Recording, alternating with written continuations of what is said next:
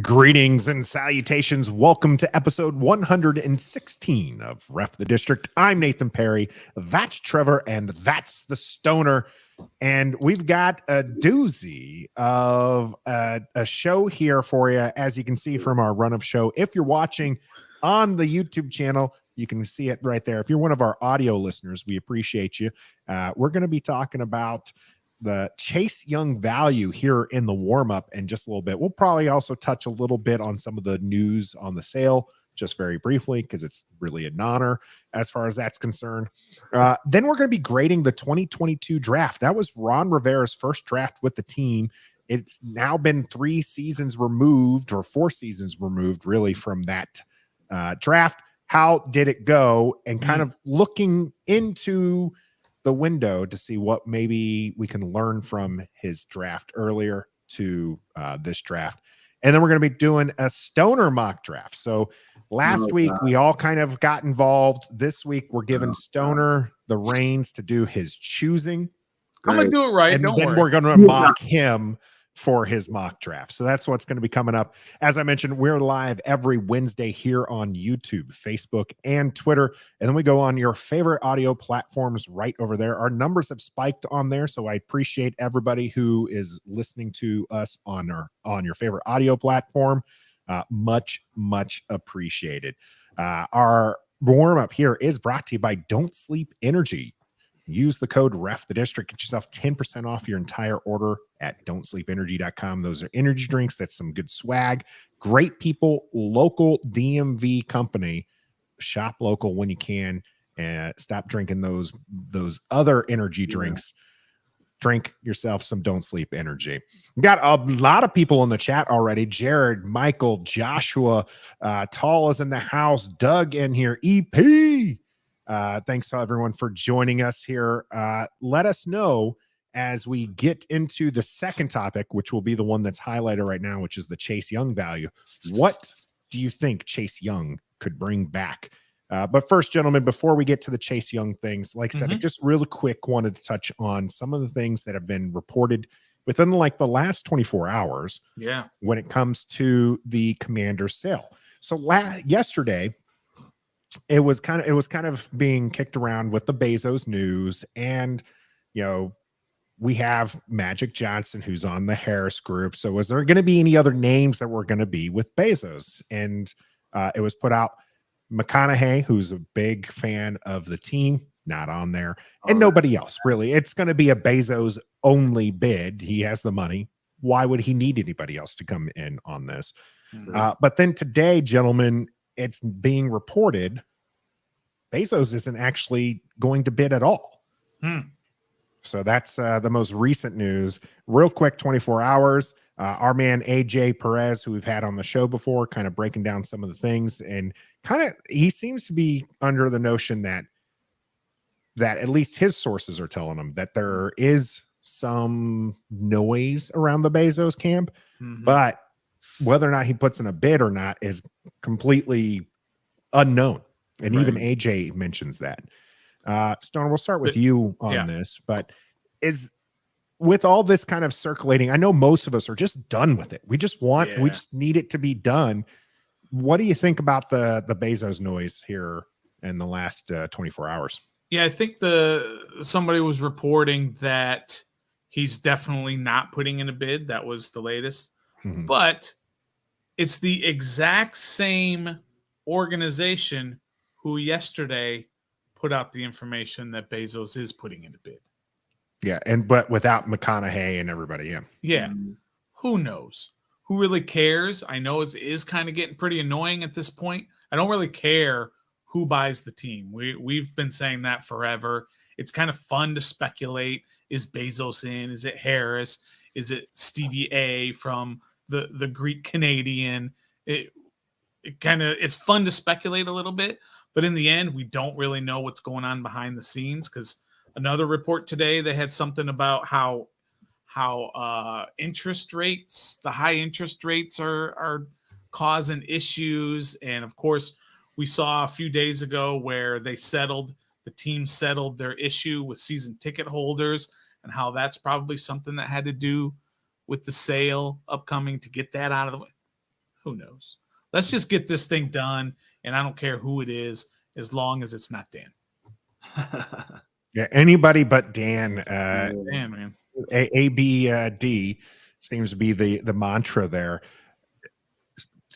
Trev, are you disappointed Bezos is maybe out of the running, or that this is maybe just still dragging on? Like, where do you stand with the Bezos? Yeah, I'm kind of like disappointed in the fact to where I don't want to be like, oh man, if Bezos isn't going to do it, then we're screwed. No, it's just that like the reports are suggesting that Dan Snyder is kind of waiting to see if Bezos is going to make a move or not. Mm-hmm. And then to come to find out, a report came out saying that like Dan found out that Bezos did not own the editorial part of the Washington Post. So that's why like Bezos can be accepting the bid, and it's like he's going to bid and he's not. I just want somebody to make a bid, Dan Snyder to accept it, and let's keep going. Like, yeah, this is my first experience going through a different ownership change. It happened with Ron Rivera in Carolina. It happened really fast, according to reports, but I don't know the process of that. So maybe, like somebody said on here, I think Nessa said it could be a negotiation tactic. Who knows? It's my first time going through this, but at the same time, just get it done. At this point, as long as they're not a scumbag and they have money, I don't care who buys it. Let's just get it over with, because it's kind of halting a lot of things within the organization. I think Ron even said it. Didn't he say it a little while back that everything is kind of at a standstill now? Yeah. After the EB hiring and all that. Yeah. They were like, everything's kind of at a standstill until we get this thing taken care of. So whenever that happens, I think it's fair to say this. Harris has an offer. That's not even that's guaranteed. Rumor. That's Magic confirmed Magic it. said so, Yeah. right? Mm-hmm. Confirmed it. So there is a bid there, and I think it's fair to say that Dan is not happy with the numbers, and he's just waiting for somebody to come in, Bezos, to come in with a higher bid. And that's all. I think that's all there is to it, because he doesn't have a deadline. It's not like we have to do this by certain. He can drag it out for 25 years if he wants. He doesn't have a mandate, so he's just waiting. Kind of makes you wonder how short is the Josh Harris group away from the $6 billion target that Dan Snyder has, because reports come out saying that their bid is like close to $6 billion, but it's not exactly there. I wouldn't be surprised if it's like 5.9 billion or maybe even 5.95 billion. I think this like is Dan Snyder penny pinching here. Yeah. And there is a little bit of danger. I know that there's no time limit here. But even AJ talks about this in a Twitter thread. You can go out there and look it up. But he mentions like the big threat, because Dan doesn't have to sell, like you said, Stoner. He does not have to at this point sell this team, so he can hold on. But the danger is he has money on the table right now from the Harris bid. If he's waiting for Bezos or somebody else to hit that $6 billion, Harris could just pull out, and you might not have anybody bidding for the team. And then there's a lot of people there who mentioned, like Michael saying, Bezos can buy the Seahawks without all this mess, and that's true, right? Like if Seattle ends up going on the market, now you have two teams, and you can lose the bidders going for your team to go to the next team, and so that is a legitimate concern. I do real quick want to give a shout out to the reporters, because the journalists who are covering this are doing a lot of work there.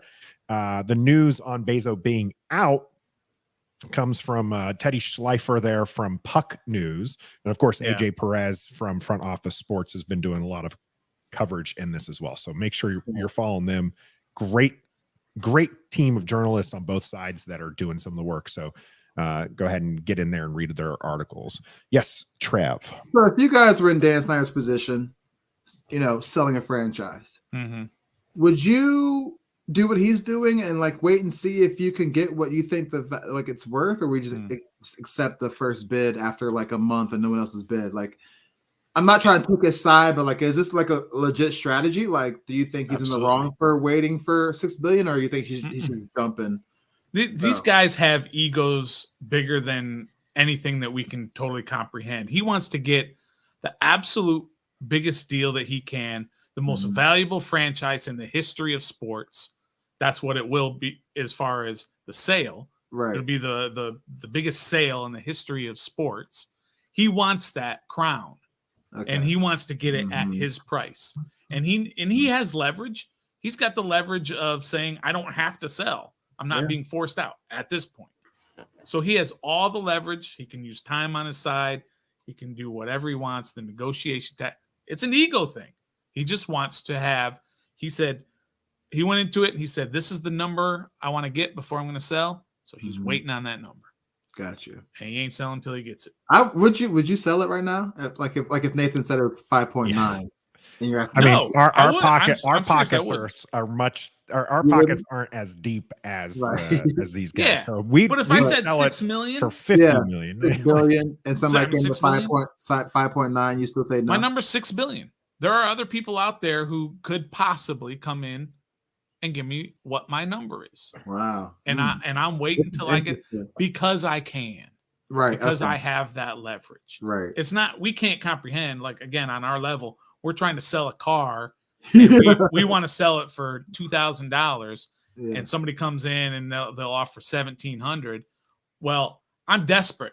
I need that money, so I'm going to sell it for $70. He doesn't need it right now. He's not desperate. Because once he gets 5.9, 6 billion or whatever, he's set for life, and it doesn't matter. So yeah, he's got all the leverage in the world. He can do. Yeah, it'll be interesting to see how it plays out. I will say, we've heard Ron talk about. We've talked directly with Jason here on the channel. Great interview. Check that one out. But talking with Jason and hearing some of the other talk from like Ron and some of the other members of the team, they kind of made it seem like the sale was very close. Right. There was that optimism, like, hey, things are changing. We're moving, and there's doing things that are happening right now. Even behind the scenes there with Jason, with a couple like wink, nudge things towards us to be like, yeah, this is really happening. And then it seems like things have stalled out, and maybe that's all at Dan's, purview there, he's just, again, holding out for, like you said, Stoner, his $6 billion. Yeah. And I think that other stuff is part of it as well. Just like we saw with the settlement of the case of the season ticket holders and the fine that they had to pay. I'm Much sure lower than I expected. I'm sure that they want to get stuff like that out of the way. And we still know there's like 5 or 6 more lawsuits against the team. That just doesn't go away when you sell the team. Somebody has to pay for it. Is Dan paying for it? Is the new owner paying for it? Get it settled, taken care of now. Wait till that, there's a lot of stuff that we can't comprehend on our level, but I think that's probably what's going on. And I think, like I said, I think Dan's just sitting there waiting for his number. Chilling. And at a certain point, he might not get it, and he's still going to sell. Yeah. But what potentially, is that point? as long as is that May? Yeah. Is that August? Or if he gets forced out, does he get less? All this other, I think that he's probably at least got that whatever $1 billion thing on the table. So we'll table this talk until we get more. Holding out for their price was the Lions, trading former number 3 overall pick to the Atlanta Falcons in exchange for the 2023 5th round pick. That's number 159. This is a bit of a shock. I remember a lot of people liked. I liked him. Okudah. I loved. Coming Okudah? out, right? Yeah, he was nasty. Loved him. Great coming out. He's had only 2 interceptions, 25 games, and now he's on the move. And it was already on the table, I think, for a lot of people, whether or not this means Chase Young can be traded.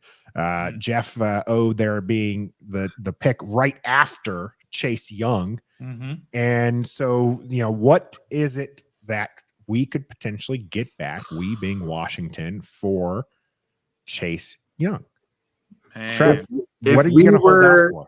If we were to bump our heads and wake up with the quote unquote brilliant idea of trading Chase Young, we would get in return, I think, at best, a 3rd round.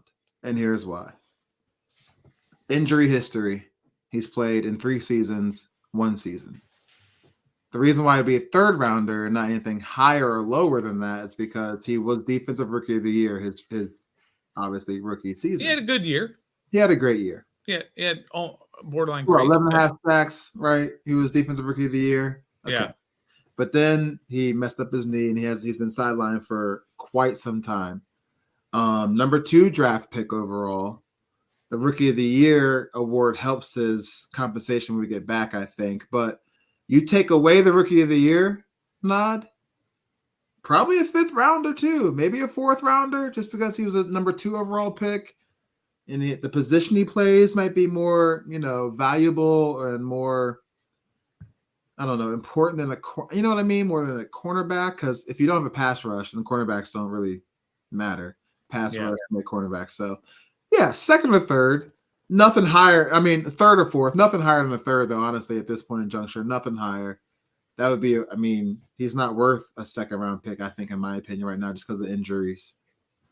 Yeah, there's a lot of questions. There are sure a lot of questions, but in that same regard, you had a 2018 top overall pick traded just last year for much more than that. The Broncos traded Bradley Chubb to the Dolphins for the Dolphins' 1st round pick and a running back, Chase Edmonds. So, there are some differences there. Many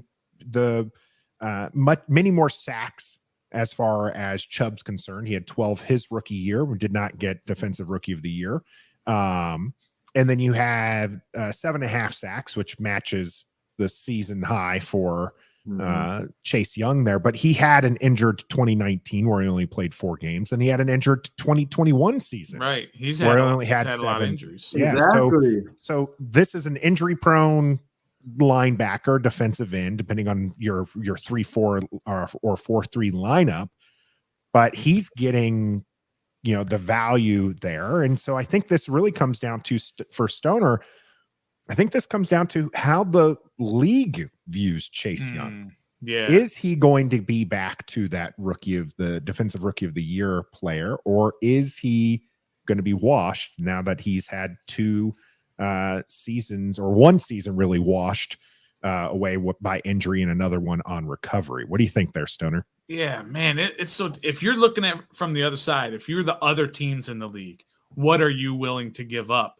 for Chase Young? Are you really willing to give up a 1st rounder for him this year? No. There's no way. A 2nd rounder? No way. I'm not even sure. I'm not even giving up a 3rd rounder. Really? I don't think I'm giving up a 3rd rounder for Chase Young. And then from Washington's side, what is the minimum you're going to accept? It's got to be a 3rd rounder, right? Because if they lose him next year, if he balls out and he signs elsewhere, you get a 3rd round compensation. You get a 3rd round comp pick. Yeah. So you won't take anything less than a 3rd rounder, I would think. But every team's different. Another name you mentioned Okudah and Chubb, but what about Roquan Smith? When he got traded from Chicago to Baltimore, he was in his 5th year, I believe. He was in his 5th year extension. He was the 8th overall pick. And you know what they got for him? A 5th rounder. A 5th rounder for a Pro Bowler. Mm-hmm. And then Baltimore went and signed him to a huge deal, and he had an all-pro season last year. Oof. In his 1st year there. So that's a 5th rounder plus A.J. Klein, former Washington Commander, A.J. Klein. What? So yeah, wasn't he on the practice squad for a couple weeks this past year? I think he was. So they got A.J. Klein and a 5th rounder for Roquan Smith, who was in his 5th year. He was the 5th overall pick. Right. So it's hard to figure out what's going on. It depends on leverage, I guess. I think Roquan wanted out, said, I'm not signing a long-term deal, so you better trade me or else I'm walking for nothing, or, a compensation pick, but a compensatory pick, but still. I do. Go ahead, Trev. No, I was going to say, I just looked up the history of our 3rd round picks, just in case, Mm-hmm. Back to 15. That was Matt Jones, running back out of Florida. Bust. 16 was Kendall Fuller. Good. 17 Very was Fabian Moreau. He started for a little bit. 2018 was Jerron Christian. Remember the offensive tackle? Yep, bust. Yeah. Then you get into the Gibby St. Juice. And then 19 was Terry McLaurin. Yeah. 2020 was Antonio Gibson. We'll talk about him later. And 2021 was St. Juice, and last year was B-Rob. So didn't they have 2 third-rounders? Not in 2020. Not Gibby's year. They had 2 4th-rounders in Gibby's year. Oh, maybe that's. They had 2 3rd-rounders, and it was St. Juice and Diami Brown. Yeah, Diami. That's what I was thinking. Yeah. Yeah. So I mean, 3rd-rounders, man. Yeah, so like that's what I'm saying. So if we traded Chase and got a 3rd-rounder, those are the kind of players we go after, I guess. Go look at the Washington 2nd-rounders in the last few years. Right. Those are awful. Those are awful. But we're not going to quite get to that. On the value of Chase Young here, Gus Bus saying the only way Young is a Commander in 2024 is if he is a Defensive Player of the Year or Super Bowl MVP. I think that's a little harsh. I think that he does need to prove quite a bit here, and whether or not they give him the 5th-year option is still on the table. And I think that's kind of where Washington, as far as getting the value back, one, they would need to give him the 5th-year option to get anything of value. You brought up the Roquan Smith trade. It is interesting to note, as Chubb is listed as a linebacker, really he's a pass rusher, right? Okay. Yes. Those are valued much higher than a traditional linebacker, which is what Smith is. Smith, his career high for a season is 5 sacks that he got in his rookie year. So he's not really, even though he is a Pro Bowler, he is often on one of the first teams, and it looks like he did in fact get the AP or All Pro first All Pro team the last 3 years. Yeah, very good. So like he's a very good linebacker, but he's a linebacker which isn't valued. A linebacker who doesn't get after the quarterback, which is not as valuable as someone who goes after the quarterback. Chase Young is in that position to go after. Now he's only got, he's got less than double-digit sacks in his entire career, which is not necessarily what you would like. But I mean, he's also only played 26 games. Yeah. So with that being said, when we said he has to prove that he belongs on the team and like 2nd pick overall, what does he have to do this year to do that, since his career sack rate or whatever is less than double digits? What would be a suffice proof that he belongs here for the long run? Like, I say he's got to get at least 12 sacks. Coming off of a major no, he's too far removed from that at this point. He's got 3 games under his belt and year plus of recovery. Sacks. So I do think that he needs a strong year. I'm not going to give a number for sack total.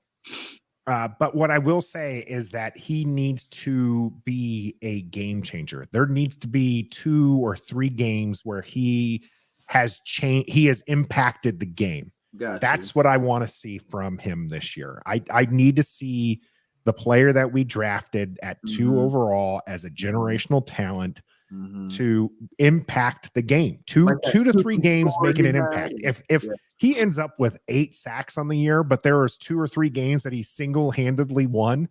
Do you guys remember when he picked up the ball and took it in for right? There was a couple games where he just, in his rookie year, he just straight took over. I want that Chase back. Okay. And if that Chase comes back, I think that you seriously look at, again, signing him, or maybe that's where you do if you didn't hand him the 5th-year option, that's where you kind of sit there and have to. Let me say this, Nathan. I'm not challenging you. However, I am questioning the info that you're providing. Okay, because I think you need those numbers. I think you have to have those numbers. Why because though? At the end of the year, when you start negotiating, that's what you look at. Sure. You look at the numbers that they put down. They don't say, remember when he was all over the field in that game? And I'm going to look down and I'm going to say, all over the field. How is that? How does that translate into why I should pay him or not pay him? I need to see numbers. And he's got to have numbers. And I think, who is that just put up? Hawk TV says it just right here. Kerrigan Arakpo, We ran them out of town when they were getting 10 to 12 sacks a year. Ran them out of town. Not Kerrigan. We didn't. But we just called Kerrigan's average. We ran Arakpo out of town with his 10 to 12 sacks every year. We said, and Kerrigan, by the way, had several years of double-digit sacks. So absolutely. And the problem was look at him as a good player. Well, he had 95.5 sacks in his career, all of those coming with Washington because he finished with 0 sacks in Philadelphia.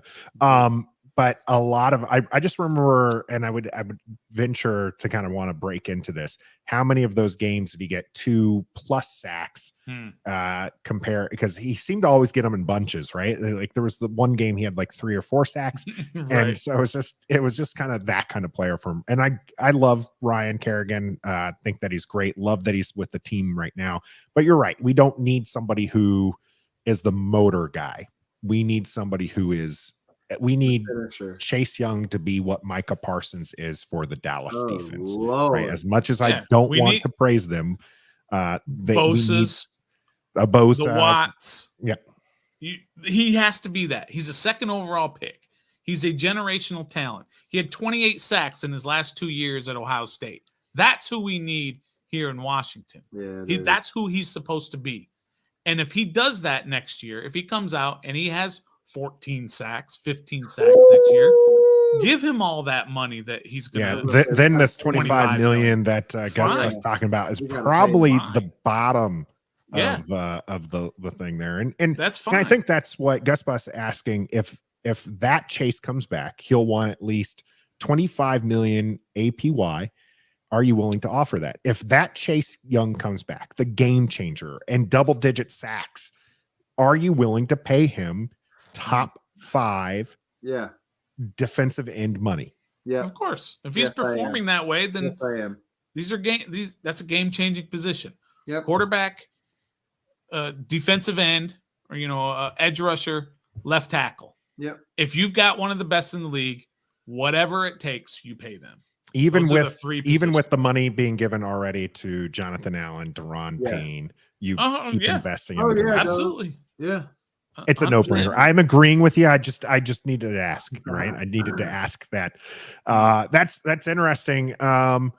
So, all right. Well, this is where we value. You said Trev 3rd. Stoner, you don't even think he's getting a 5th back. No, right? I think you could get a 4th, but I wouldn't do that. I would just wait and then get your compensatory 3rd rounder for him. If he walks, I think his value is. I think his value is. Like you said, add like a 4th, maybe a 5th. Sweat. A lot of people were mentioning Sweat in the chat. Sweat would probably garner you a little bit more, even if he hasn't had quite the level of notoriety as Chase Young or some of these other ones, but.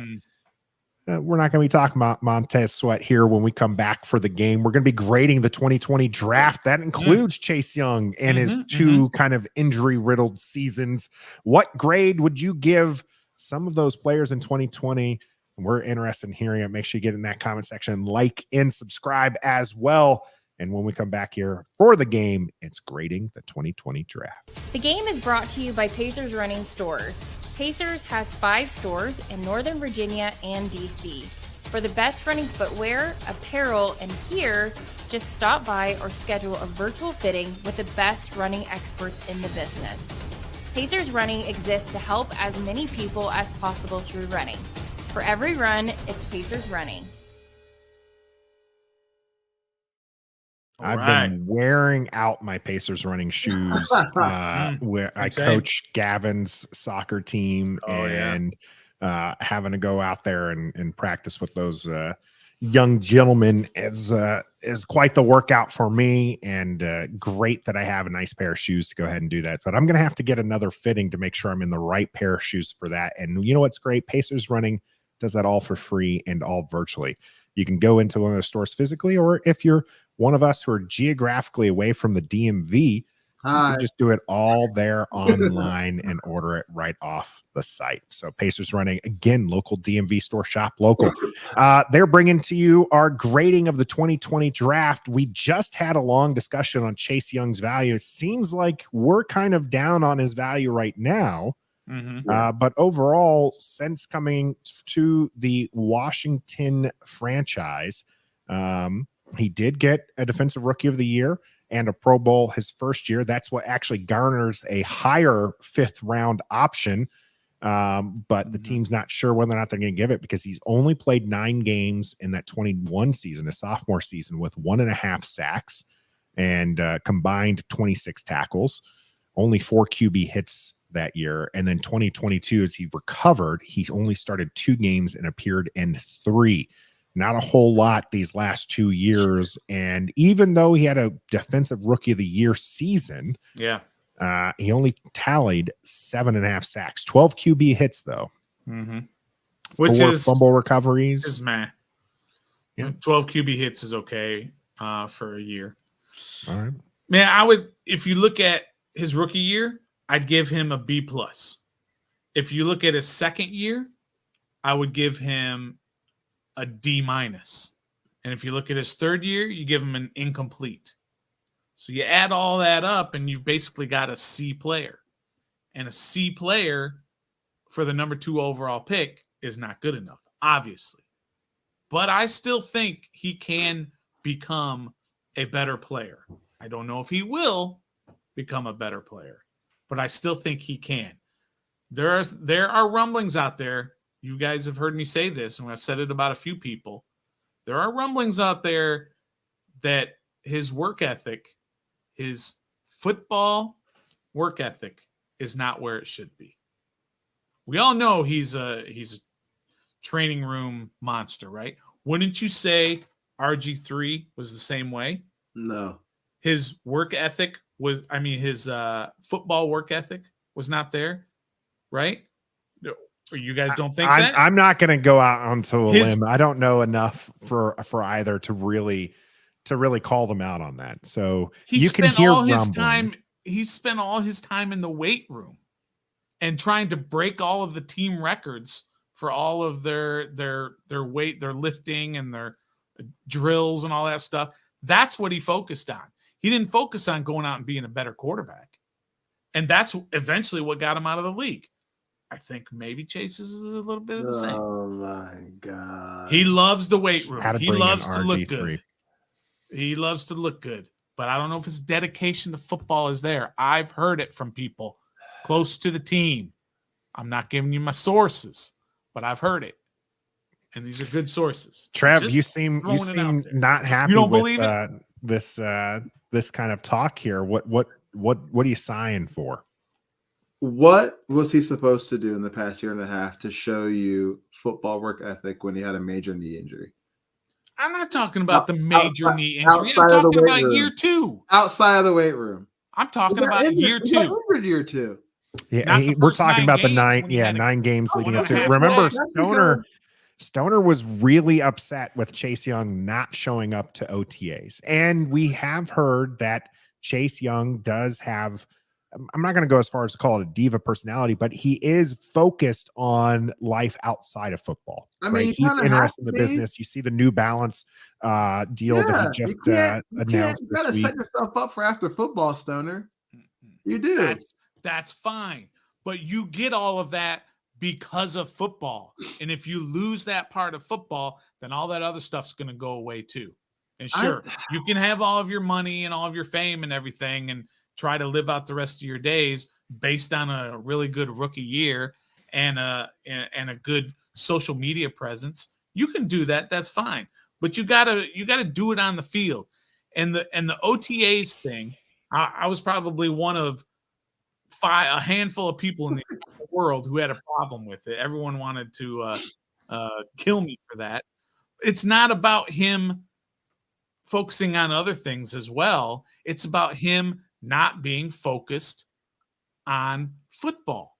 And he was the only one not there. Because he was the only one getting business propositions outside of football. Malarkey.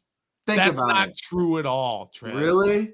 Come no on. other player was on the shop. No other player has been in Clutch Sports. No other player has been featured in commercials for Gatorade and everything else. Yeah. No other player is going to clubs with celebrities and rappers and everything. No other players are doing that. Right. This, by the way, Right. Chase Young. They're focused on football. Tommy T bring up New Balance again here. New Balance believes in Chase more than Stoner does. New Balance buying into Chase so much that Chase is the first NFL player next season. Here we come. to be branched off with New Balance. He's helping them design cleats. I don't know exactly what Chase Young's going to do as far as helping design, probably pick some colors or tell them, yeah, that looks sleek and I'd wear that on the field. Sports companies don't target players who aren't going to make an impact in the sport that they play in. And they see something in Chase Young that apparently Stoner doesn't see after 3 years. I think he's a great brand ambassador. I mean, just look at the dude. I mean, he's chiseled. He is, and he's a good-looking dude, and he has that personality. He's a perfect brand ambassador. That's why I was shocked. EP earlier said that Chase can go because she's a huge Chase fan. She likes looking at him do those workouts. Fan, so why can't you do both? Why can't you do all of that? He is doing both. You're taking away from one to do the other. You're taking away from OTAs to do the other. OTAs are voluntary, bro. Yeah, they are. Absolutely, they are. But when you're not there, then it causes some red flags. And well, then don't make the OTAs voluntary, Stoner. If it's going to be that big of a deal, it's perception. Perception. Yeah, so I think Nikki J had tweeted this out. I think last week is what it was. The question came up to Ron as far as would Ron want to see, what does Ron want to see out of Chase Young's knee during April, like OTAs? And the response essentially was he just wants to see Chase Young there. And I do think that that's a big deal, right? He missed the second one. That's not a big deal. I don't think missing the sophomore OTAs was a big deal. I don't agree with Stoner on that. Let me hold on, Stoner. Let me finish it. Apologies. Here's the thing. That's coming off of a defensive rookie of the year campaign. I actually just looked it up. His 7.5 sacks, by the way, not actually that bad when you look at the defensive player of the years only getting 13.5 sacks. That was Aaron Donald. 15 was TJ Watt. Yeah. So only compared to 7.5. When you look at 7.5 sacks, that looks kind of abysmal. That's not great. Yeah, but then when you consider the sack leader had only twice that, that's not nearly as bad. 5 years already. And this is a rookie who's doing it. So anyway, Stoner, you're getting me off topic. You're getting me off topic. I got to grade Chase Young right now. But I have a question about that, though. I have a question. I haven't finished, gentlemen. What are you doing? I have a question. What was the biggest criticism of Chase in his second year? Not being there. No, on the field. I'm talking about on the field. What was the biggest criticism? A lot of it comes from like what Roger says, right? There's zero pass rushing. Like he has one move. And he was just getting beat. And a lot of people, as Roger's putting in here, saying he's more interested in being a celebrity than being great. And that's where a lot of people look back on that OTAs, which is where Stoner called it at the beginning of the year. He said, maybe it's not a big deal, but if he has a bad season, then it's a big deal. And that's exactly where people came back, Roger saying, oh, he just wants to be a celebrity. And he's more of a cheerleader than a pass rusher. And I'm not saying those things are wrong. And he deserves some of that criticism. I'm saying missing the sophomore OTAs after his rookie season, not that big of a deal. The thing is he needed to back it up with another good performance. Now he's had, obviously the injury, and he's had not great performances sophomore year pre-injury. And now he needs to show up to OTAs to show that he is focused. So now it would be a big deal if he misses it. Yeah, Gus Bus, I need to mute them sometimes. But he has so much more going for him than just football. That's not on him. And that's not, there's players who can focus directly on football, and then there's players who can do football and all the extra stuff. Chase Young needs to prove that he can do all the extra stuff and be a generational talent. I'm not saying you're wrong in that, Stoner. And I am agreeing that he needs to show up to OTAs this time, voluntary or not, Trev. He That's needs right. to show up this year. But it wasn't a big deal that he missed it in there. You gave him a C grade. I gave him a C. Stoner gave a C. Trev gave a C. I'm not going to cop out and give him an incomplete, which is really realistically what it is. But I can't give him a B when he's missed so much the last two. I'm actually even going to go one step further and say C- based on his sophomore play pre-injury, where he did not have those impact games. His rookie year was an A.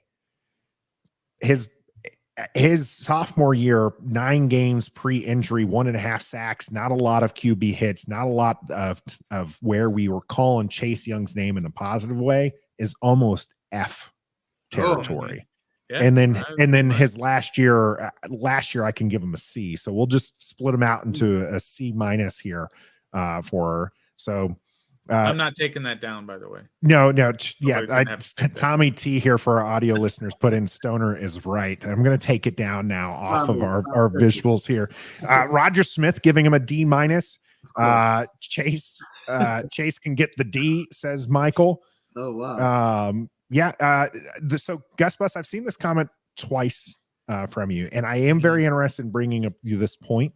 But at the end, when we get to Kam Curl here, because there is so for the audio listeners, Gus Bus is talking about where they're taken in the draft and if that matters. And once we get to Kam Curl, who is the 7th round pick, we'll kind of bring that up, because I think that is a very interesting question that I had in my mind. But I wanted to make sure Gus Bus knew that I was going to take care of that as we move along here. So it looks like most of us not too happy with our generational talent at pick number 2. I'm happy. And you really do need your picks that high. If you're in the top 5, those players need to be massive impact players. Well, and Chase Young, remember what you just said. Year wasn't. Yep. Remember what you just said for later on sure, that Gus Bus question. Absolutely. Okay, so no round 2 pick, as Washington moved up the year before to get Montez Sweat. So there was no round 2 pick, but there was a round 3 pick. Pick number 66 was Antonio Gibson out of Memphis. Had himself a couple of good years where he's broken 1,000 yards rushing his first 2 years. In fact, 1,300 yards from scrimmage his sophomore season. 1,042 yards from scrimmage his rookie year, and only 899 this last year, where I think a lot of people expected him to kind of make another step. Brian Robinson kind of came in as a rookie and took over the job, and now we're going to the year 4. Running backs typically short shelf life. So he might not have a whole lot of time, and a lot of people want Bijan Robinson, or Eckler was out there for trade. Gentlemen, what are you going to give our man Gibby here? We'll start with you, Trev. I'm gonna give that man a C. Yeah, I know he rushed for over 1,000 yards his first 2 years, but it didn't help. It didn't do anything in the win column for us. He's not a true running back. He's a wide receiver, slot wide receiver, turn running back, as he came from college. You let a rookie who was shot in the leg twice come in and take your job.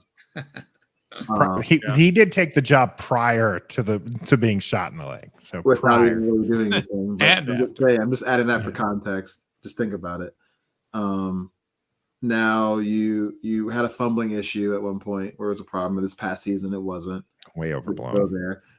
Some might say your awareness of to get out of bounds, or your field awareness, situational awareness was not that great at certain times. You rushed for 1,000 yards, but he's still like, I don't think there's a definitive position for that guy. Is he a slot receiver? Is he a third down running back? Is he a first, second, third down running back? Is he a first, second down running back? He's good. He's great. He's not, mentioned in any other running back rooms with any other running backs in the league. You can take that for whatever you want, underrated or not, but a C. Like he's nice. He's a nice piece, but he's not a game changer. He's not like, oh, we got a game plan for Antonio Gibson because he can catch and run. Nah, it's like, okay, it's got some kid who they're trying to make a running back and he's agile. Cool. I think we're going to see a different Antonio Gibson this year. I think he's got an offensive coordinator. Go ahead, Trev. Why? Because of it? Because of B-Rob or because? No, because of EB. I think EB is going to understand how to use him properly because he is a better offensive mind than what we've had the previous few years. Right. Where Gibson was here.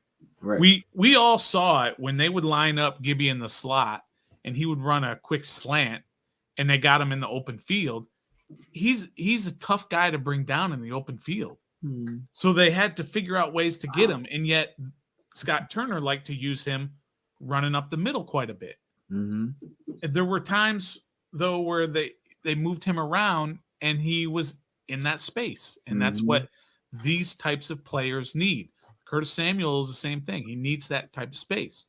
So hopefully EB will look at it and say, this guy has the skills needed to be a dynamic type of maybe even a wide receiver. I was going to say, maybe be a weapon. Maybe they cut Curtis Samuel and they put Antonio Gibson into his slot and make him a wide receiver. Who knows? But he's either going to look at him and say, this is a guy with skills and I'm going to figure out how to use him. Or he's going to look at him and say, I need to draft a running back, or I need to bring in Jerick McKinnon. Right. I need to bring in Kareem Hunt because he's not it. So I think it's going to be one or the other. If you cut Gibson, which I don't think they could possibly trade him, who knows? I think it's either going to be he's our guy or he's a weapon. He's not anywhere near the field. He's not, he's our third down running back, or he's our. Yeah, I mentioned before when we were talking about when people bring up Bashan Robinson and taking him at 16, I mentioned how you had Clyde E.H. who did sit for the Super Bowl, and he's a dynamic player. And so you're right, Stoner. This could be one of those things where EB takes a look and says, hey, you might have some of this talent, but you're not the right running back. And we're going to run this 7th round rookie as Kansas City did, or in this case, it'd be a 3rd round sophomore player. And it's going to be interesting. I'm higher on Gibby than you two. I think I'm really high on him. I know, but I was telling people who everyone was in love with Brian Robinson last year through preseason. And I was saying that Antonio Gibson was still going to be the most productive back that Washington was going to have. And maybe, or maybe not that panned out that way. I will bring up the stats for both real quick, but who's a better overall running back, do you think? If you're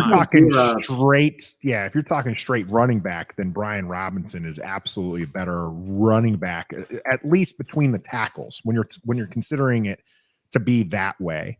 Antonio Gibson is a more skilled football player. Yeah, he is an athlete, and you're right. Get him into space and be dynamic. And I'm excited to see what EB can do with them, because I do think that there's a lot of potential, but there's also potentially that this is, Antonio Gibson has more of a career like CJ Spiller, which you might remember CJ Spiller's outstanding Pro Bowl year where he had 1,700 total yards. But if you look at the rest of his career, 440 yards, 830 yards, 425, 351. He only had 2 years that he broke the 1,000 scrimmage yards. His one big year where he ran for 1,244 yards and then caught for 500 something, and then another year where he had 1,000. And I think that's where Gibby might end up being, is this kind of a third down back, because they like to use him in space, want to use him as a pass catcher, kind of. A JD McKissick type role for him if he doesn't pan out, here with EB. That's where I kind of see him going. But I think up to this point, as a third round pick, the value that they've gotten from him is a solid B to B plus area for that. That's where you want to take that high. But I was going to go B minus. The first 2 years, yes. This past year, no. Yeah, because he wasn't used as much. Yeah, Because this past year he had some of his touches eaten alive, but Antonio Gibson still finished with 899 yards from scrimmage. Quietly too. Brian Robinson 857. The biggest difference is 797 yards rushing for B-Rob to 546 for Gibson. 797. Yeah. Wow. And so I think as a third rounder, third rounders are not expected to be Pro Bowlers. They're not expected to be Hall of Famers. They're expected to be contributors, and that's what he's been. B-Rob's a third rounder. Yeah, he's expected to be a contributor. That's right. The thing I would say that knocks Gibby to know. I think something in my dishwasher is burning. Okay, right back. Hey, we're gonna let fire. him take care of that. Something in your dishwasher is burning. Not even going to address it. Just going to move on here with the Gibson thing. I will say that the most disappointing part is this is a player coming from Memphis that had a lot of explosive plays. Yes, like he just had that speed, and we haven't seen that here. Even when he's like, yes, as Stoner brought up, like when he's been in space, we've seen some of that dynamic running, but then we haven't seen him break one off. And that's a problem. Like if you're the dynamic guy, I need your longest rush to be more than 40 yards or 60. Longest was 40 yards his rookie year, 27 his sophomore year, 20 this last year. If you're that game breaking, running back, I need you to be a game breaking running back. 40-yard rush isn't going to be game breaking enough. You need to do better than that. And even his his longest catch, 73 yards his sophomore year. Okay, that we need more of that, which is what he was coming out coming out of college. That's what he was known for, was for breaking off those big plays, and we just haven't seen that in the burgundy and gold, and that's what we need to have something. As TJ brings up, AP even gave us an 80-yard touchdown. Yeah, absolutely. If the old man could break out an 80-yard touchdown run, you got to be able to break one out. Exactly. Yeah. AG has same amount of touchdowns as Terry does in 1 year less. Yeah, he has a nose for the end zone. He honestly is a much better back than what I think most people give credit for. I'm excited to see what he does this year. And if he doesn't pan out, that's your third round running backs for you. The Gibby we saw, it always sticks out in my head. The game against the Cowboys in Dallas, I think it was Thanksgiving or close to it, where he just was gashing them. We beat the dog stuff out of Dallas that year. Yeah, that's 3 touchdowns his year. That's the AG we need. But hopefully EB can scheme him up to be that AG that he's most comfortable with, rather than being the first down, second down back, which I don't think he is capable or comfortable of doing that at all anyway. I mean, you saw him trying to do that. He would stutter step, trying to find the hole. Like he was a lot of hesitation. Yeah. B-Rob, he knew where he was going before he even got the ball. And that's the difference between a true running back and a secret weapon, special weapon, and AG. So Doug now calling out AP, also gave us 60 yards and a fumble. Yeah, that's fair as well. Tommy T, AG yards from scrimmage is close to Terry's first 3 years. It is pretty close. Terry's first 3 years would have been about 3,100 yards roughly. And Antonio Gibson again at 3,200. So now I will say it's a little unfair for Terry McLaurin here as a wide receiver. You really only get a few touches a game. Gibson has many more touches to get to that yardage total, but still nice comparison there as far as productivity. Like he's been a productive player for Washington. For sure. So Stoner's returned. Hopefully nothing burning in his dishwasher after all. I don't know what's going on. I smell something outside or something. By the way, you can't smell fire. You smell smoke. I just want to correct myself there. Said I smell fire. I smell fire. I'm glad that's the important thing coming back is the correction on yourself and not anything more. So I gave a B plus, B minus from Stoner. What were you at again, Trev? C. So you were kind of low on there. I think we talked him up to a C.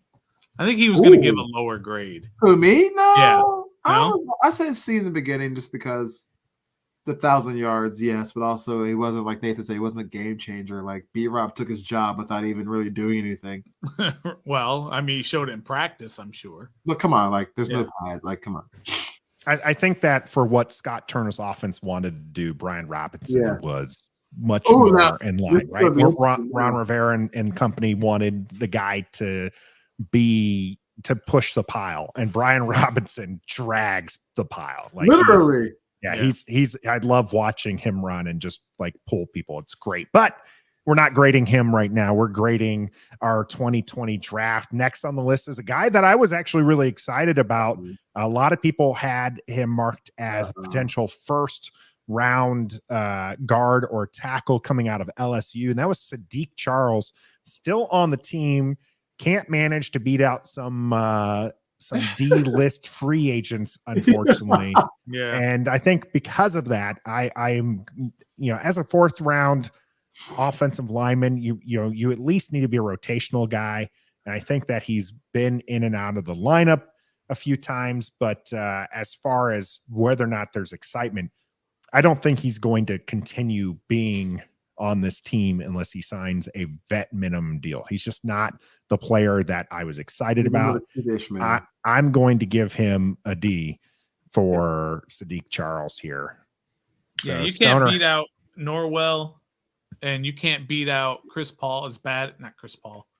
Who's the Trey Turner? Yeah. I always get like the two opposite.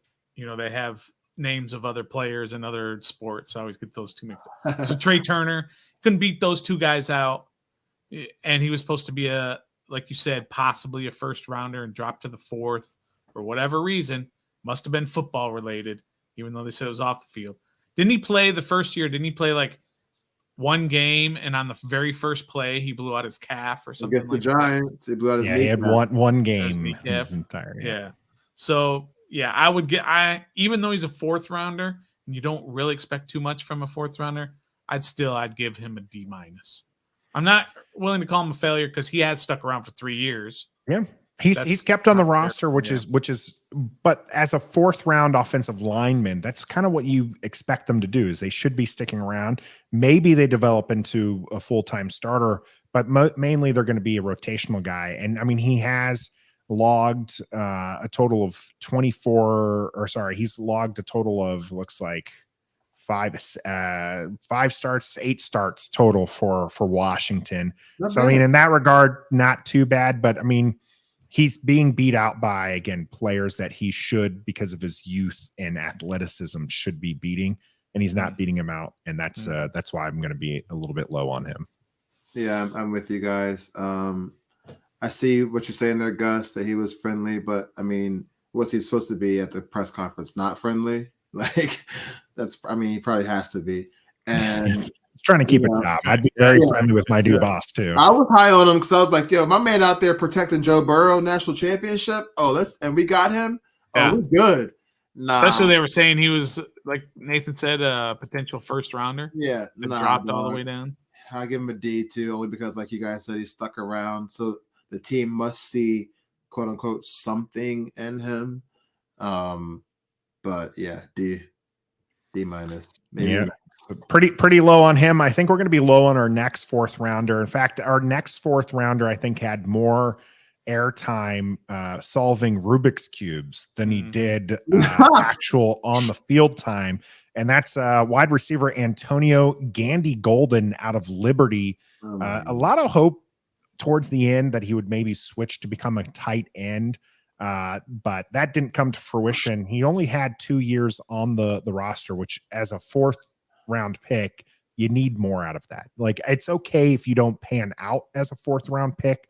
It's not imperative. At top 100, that's where you need those to pan out. A fourth round pick, if they do kind of fizzle out, hopefully you at least got the full rookie contract out of them. And they didn't here with Gandy-Golden. Only 10 games total, 2 starts, 7 targets, 1 reception for 3 yards. That's it. That's it. That's an F. fair, yeah. Even It's an as a F. fourth rounder, that's an Yeah. F. If you can't do anything more than that, that's an F. And I was so high on him because I was like, okay, he might not get a lot of reps, but he's a depth guy. He's a jump ball 50-50 guy that we need. We haven't had since Josh Dotson, for whatever that's worth. So I was like, okay, situational red zone situations, third down and whatever. Like, Sure. great. He's a big dude, 6'4". And Yeah. he just couldn't create Couldn't separation. do anything. And then you want to make him into a tight end by beefing him up. That doesn't change his route running, you guys. Like that stays the same, and it just didn't pan out. So no offense, F. Yeah, I it's agree. an F. Again, 1 catch, 3 yards. 2 Tim years. Bray, You can't. I can't give him any higher. Although Gus Bus, fair point here, Gus. AGG gets a D because he was smart enough to walk away from the Was game. he smart enough, or did he just come to realize that he was never going to have an NFL? I mean, season? there's plenty of players who would try to stick around. Like he was trying to make the tight end switch, and then he was like just Logan like Thomas. he said, you know what? I'm just going to go ahead and move on. I mean, how many players in his position? I mean, this again, a young player would have gone to the XFL and tried it out there. Yeah. And, Or the and- USFL coming up. or USFL, just to continue trying to play and prove that you got it. And I think Real AGG looked at himself honestly and said, you know what? I want to be doing something else with my life. Yeah. And I do praise that. I think that's really Well, good for him, but Yeah, that it's not sucks for gonna the change. team. Not going to change my grade for him. Yeah. Yeah, not going to change the grade. The but good grade for is him. for the team. Very smart by him. Not So for he- the Absolutely. the person. team gets an F for that pick. Yeah. Yeah. The last note when it comes to AGG is the kind of what you were talking about there, Trev. When you're drafting a wide receiver, it's super important to get one with the route running and separation. If you can't get those, I don't care how big they are Yeah. or how many 50-50 balls they've taken down in their college career, Mhm. it's not worth it. And you have AGG as a guy who he was one of those best, in the draft at catching those 50-50 balls. Yeah.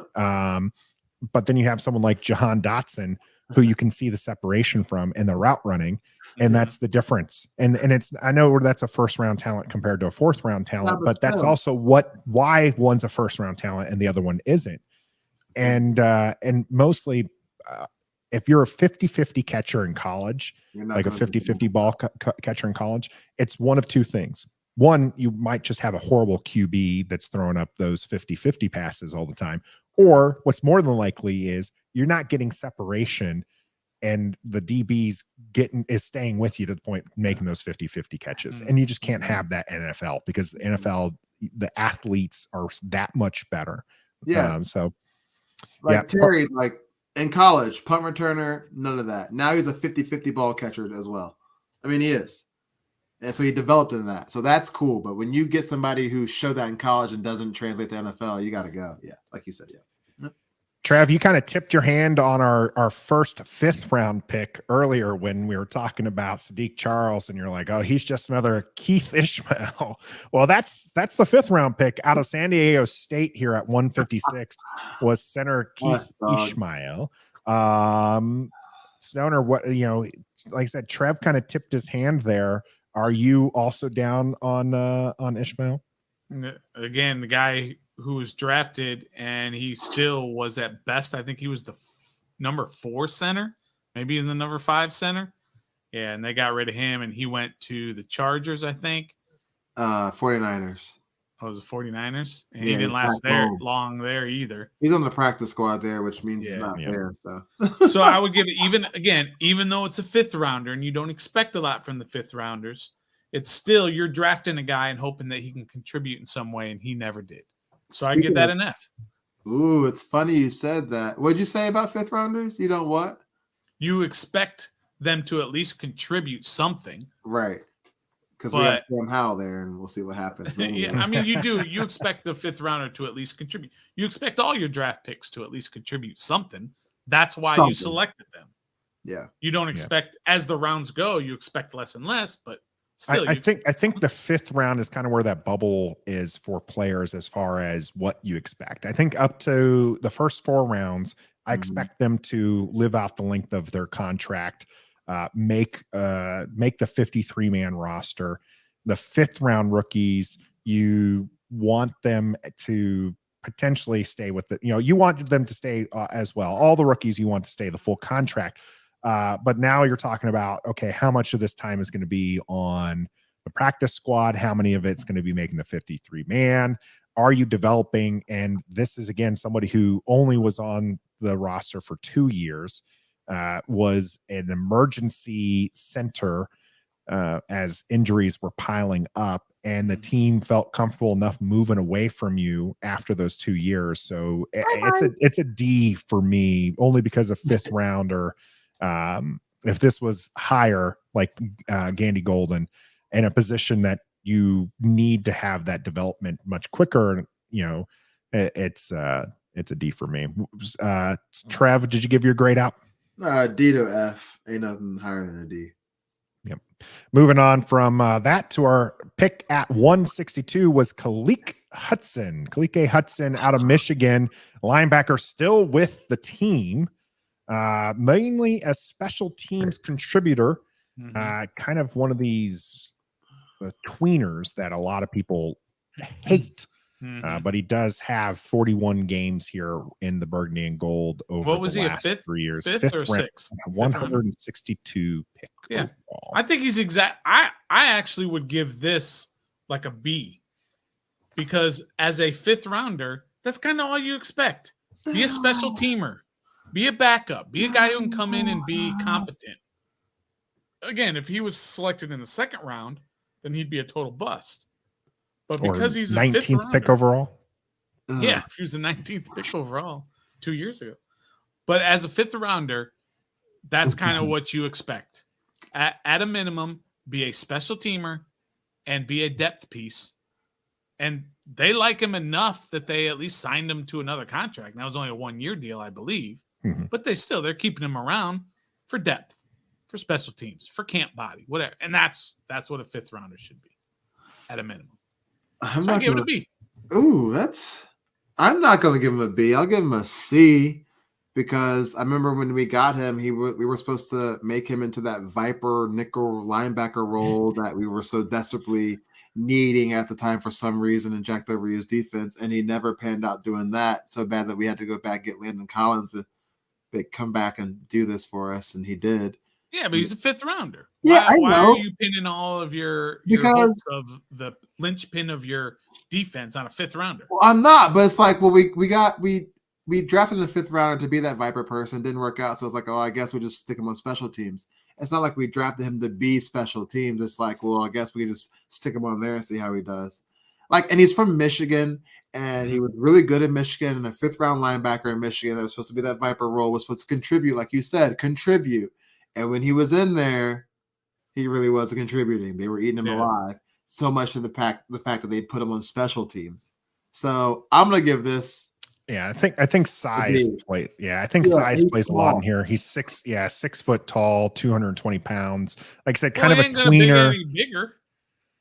What's that? He's not gonna grow tall. I know he's not gonna know that going in. Yeah. I know, but I think compare him to kind of Shaka Toney, right? Where Shaka Toney's 7th round pick, but also kind of too small to be a defensive end, which is what his natural skill would bring him to. But he's not quick enough to be a linebacker. Although I think if he were to move on to a team that played him as a 3-4 outside linebacker, I think that he could potentially do something with some of his speed there.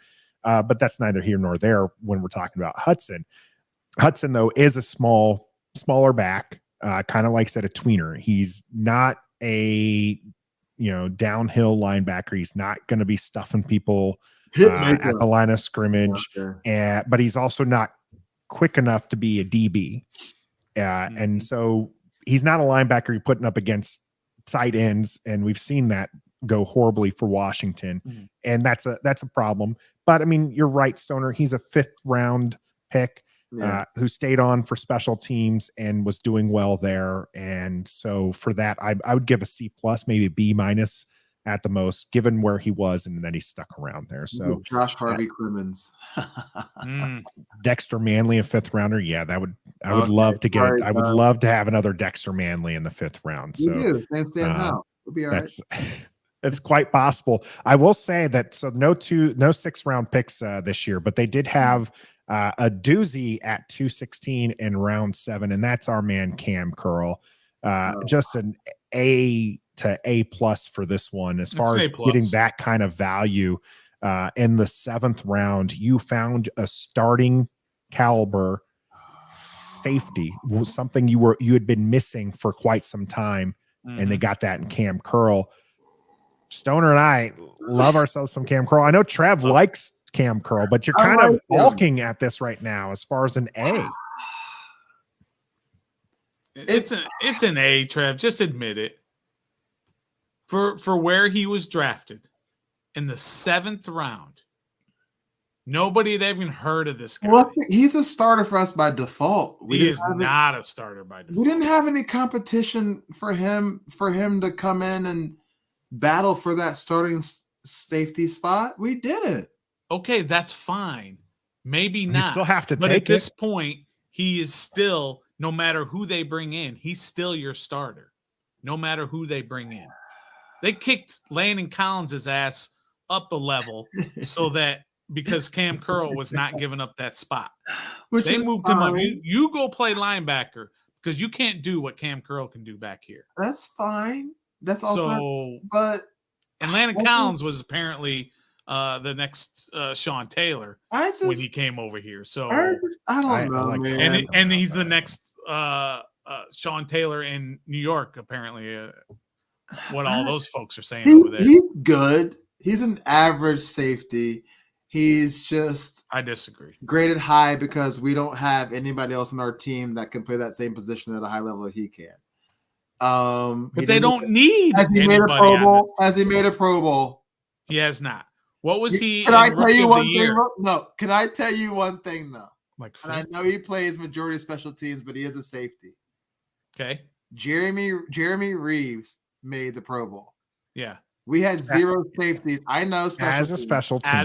But I'm just saying that year in 2020, he filled in for the back half in the safety spot, even recorded an interception against Nate Sudfeld, which was a gimme, but it is what it is. Mm-hmm. He's a safety by heart, special teams by on the field due to the lack there, like due to the competition at the safety spot. But let's be honest. Okay. Kam Curl is a C average safety at best. He's just an A on our team because there's no one else on our team that could take his spot or even threaten it, including Landon Collins. That's all it is. I think you're insane for saying he is not Derwin James. He is not Jamal Adams. He is not even Brisker from the Chicago Bears. He's not even that. He's not. He's not. Right, but you know who he's also not? You put him on any other team outside of the bottom feeders with us, Jacksonville, Houston, Tennessee, Chicago. He's a Jag. He's not a starting safety on anybody else's squad. Trev? Maybe the Raiders. You're insane. You're insane with that take. You are absolutely insane. He's a great player. Like he grades 88, the highest PFF, whatever. But like, yeah, he ended up with a 82.9 for that highest PFF. We're 8-1 still. He has his name isn't called on highlights or in the commentary when talking about defense. I don't think you hear Defoe more than you hear Kam Curl nowadays. And Defoe was a what? Because he was a surprise. That's why you hear more about Defoe because he was a surprise. And yeah, I know our defense took, whatever when Kam Curl was out. But if your C average safety is out and your defense crumbles because Kam Curl is missing, yeah. That's a problem. The numbers bear out. That doesn't mean those first 2 games that he missed. He's not an A. When people talk about safeties in the national media, do they say Kam Curl? The only time his name is mentioned is on PFF charts. Okay. You don't hear anything else. Okay. I will challenge. I want to figure out how you can challenge. It's hard to do with a safety. We didn't make the Pro Bowl. Gus and Jeremy Reeves made the Pro Bowl. Allen, you can't compare to Jeremy Reeves. You got to stop comparing. Made a Pro Bowl. Deron Pay made a Pro Bowl. And we didn't make the playoffs. Right. So, I don't understand that. That doesn't mean anything, Gus. Sorry. You're right. But you also said we had an 8-1 record, and Kam Curl was the top-rated safety. That's bad. Well, you can't attribute team wins to safety play. Okay. You just can't do that, Trev. That's what I'm saying. Antoine Winfield was a name in the safety position when they won the Super Bowl. When you win, you get recognized. And Antoine Winfield is like a Jag now.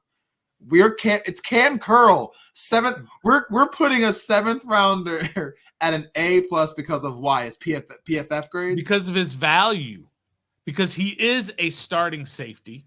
Because he was, what was he? Did you look it up, Nathan? Was he 5th in the rookie? He's 5th. A rookie. He was. I didn't look that up. He didn't make the roster as far as where I saw, which means defensive rookie of the year. Oh, he was. Let me go. He was top 10.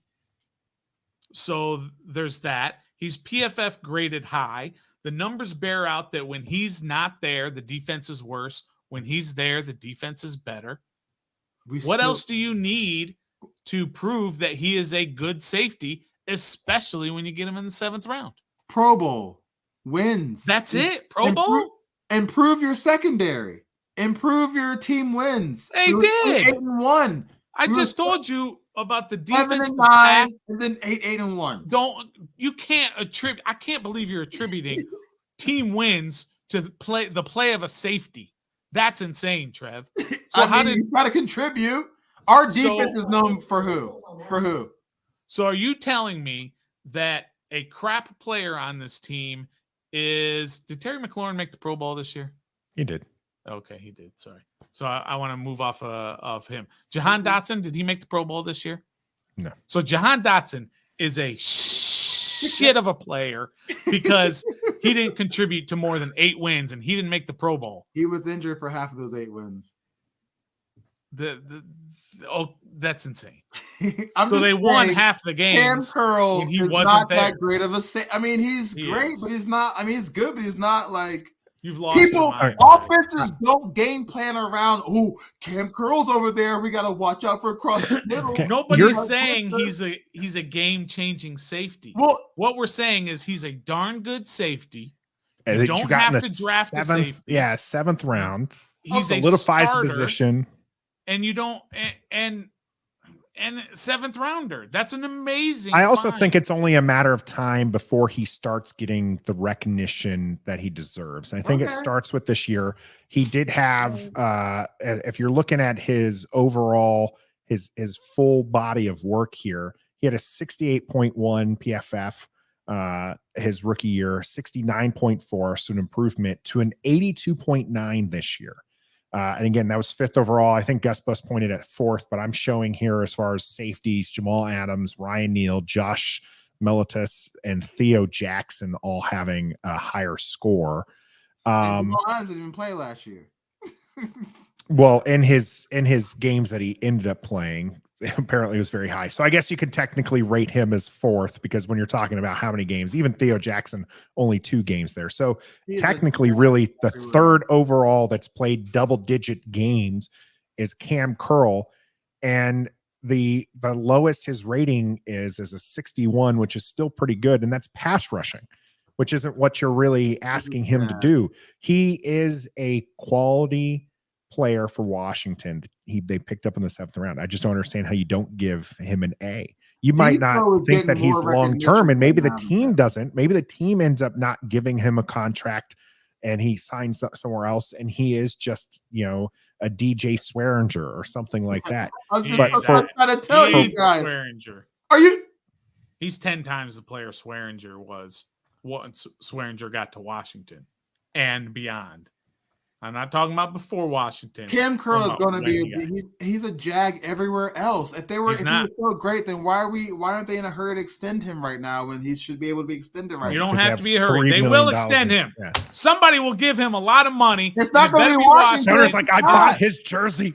And if I haven't yet. And yes, it's not the reason why you have it, because he's not going to be here for the long run. That's my point, bro. He's great I'm a penny pincher. But outside of us, he's not. He's a Jag. He's a 7th round safety that just happens to be great on our, you said it, the word, shitty defense. Okay? Yeah.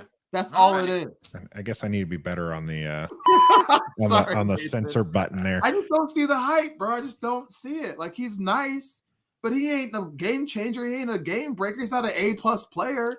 He has done a good job. I get that.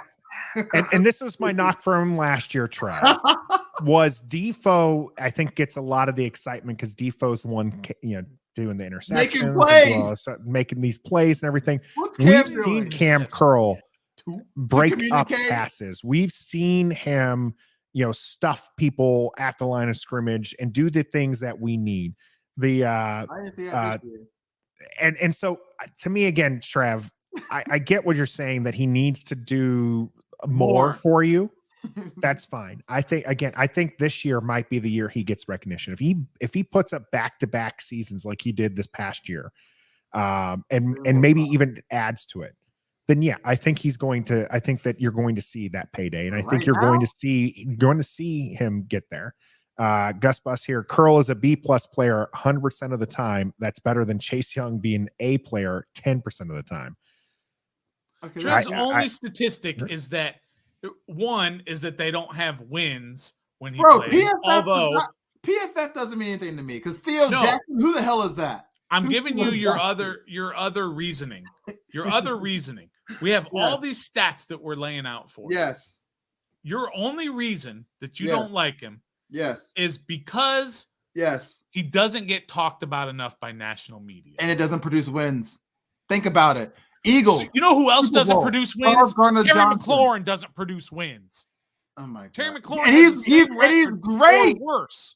Kam Curl had 1 year of being Jonathan Allen doesn't. Kam Curl had 1 year of being ranked in the 80s in PFF, and it's like, oh, he's so great. He's an A. Terry McLaurin has done over 1,000 yards with 10,000 different quarterbacks every year he's played. What Kam good Curl does that had do? 1 great year, and now we're ready to give him an A+, and he missed half the time. What is McLaurin? 1 great year. He's had 3 solid years with 1 seriously good season. And then 80s. That means 1 in my book. 60s on a PFF are actually good grades. Those are good grades. But the 80s like way higher. 80s are outstanding. Yeah, 80s are outstanding. Okay, this is a 7th round pick, Trev. On Washington. 7th round pick. Yeah, and it's pretty embarrassing that we're hyping up an 80, a 66, a 60, whatever, then the 80 person as like an A+ on our squad. For what? An A+ for the value. Yeah. And this is where when Gus Bus asked this earlier, asked this earlier. He was just like, if you were to swap Chase Young and Kam Curl, would that change your grades? And it would. It would. If Kam Curl was picked at number 2 and produced these 3 solid seasons, but not Pro Bowl seasons, he's. I wouldn't give him maybe a thumbs down, but I'm not giving. Probably a C+. Yeah, C+ at the max. Absolutely, because he was picked number 2 overall. But this is a guy who's picked in the 7th round. This is a guy who you expected to play special teams and cover kickoffs and maybe be on the practice squad. And he's your starting caliber. Not NFL starting caliber, not just your Washington Redskins, your football team, your Commanders starting caliber, but an NFL starting caliber safety, and that's worth something. And if Chase Young were drafted at 7 in the 7th round, he's probably still not getting a very high grade, but at least the defensive rookie year, he would probably whatever. But if he got that rookie of the year as a 7th rounder, we'd be like, oh man, this is amazing. And then exactly. And all Kam Curl's gotten is a sweet score in PFF. Cool. So is Theo Jackson. Who the hell is that? And the other 4 names you mentioned besides Jamal Adams. Who the heck are those guys? Well, you have at least one defender in the comments, EE, saying Trev makes a lot of sense. He is a good player, but he's not a top NFL safety. He's not a top player on our team. I'm so ticked off at this. Nathan, I'm leaving. No, you're not. You can't leave. You are leaving. You did say have a hard deadline. Yeah.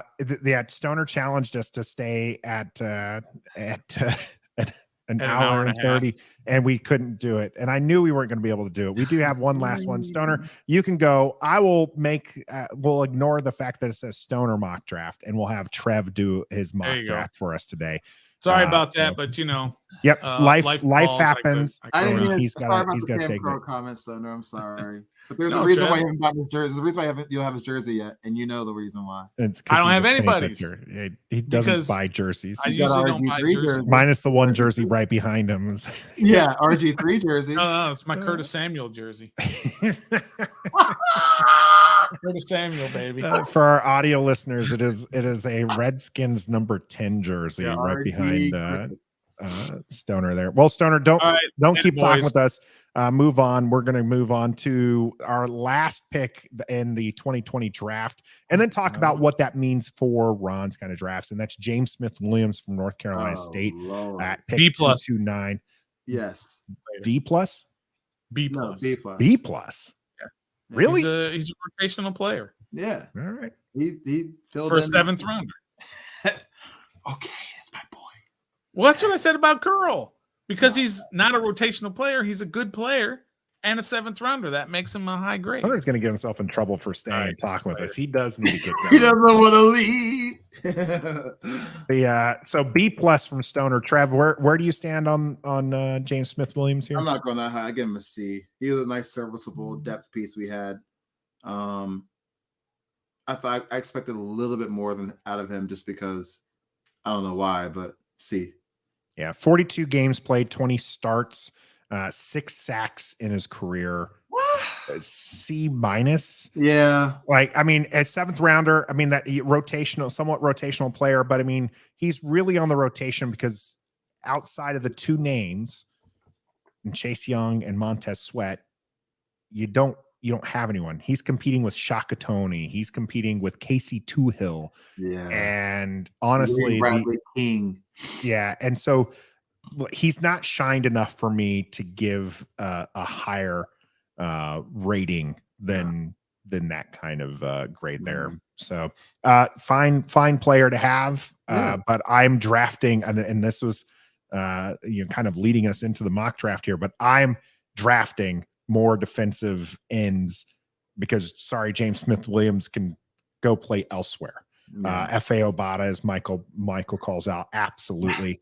Yeah, I'm not like, he's not moving the needle enough, but as a 7th rounder, sure, he's done enough to be like, yeah, okay, he's still on the roster and he's playing at the position. It's not one of these players who's just on special teams. So yeah, so C plus or C for me on that one. Now, Trev, Yeah. that was Ron Rivera's first draft. Okay. Do you kind of see anything from that draft or kind of the drafts afterwards that kind of make you think you might understand or know where Ron Rivera is going to go this year's draft? Not a clue, bro. Not a clue. I mean, there's a possibility we could move out of the 16th spot this year and go higher or lower. So like, because last year, prime example, had no idea we're going to move up the draft or down the draft and get John Dotson. Like they've been so camouflaged and so misleading with their draft process. I have no idea what they're going to do in this year's draft. I know what they kind of should do since now we're quote unquote finally building a roster. You should kind of know who you're drafting, but the past drafts, dude, I have no idea.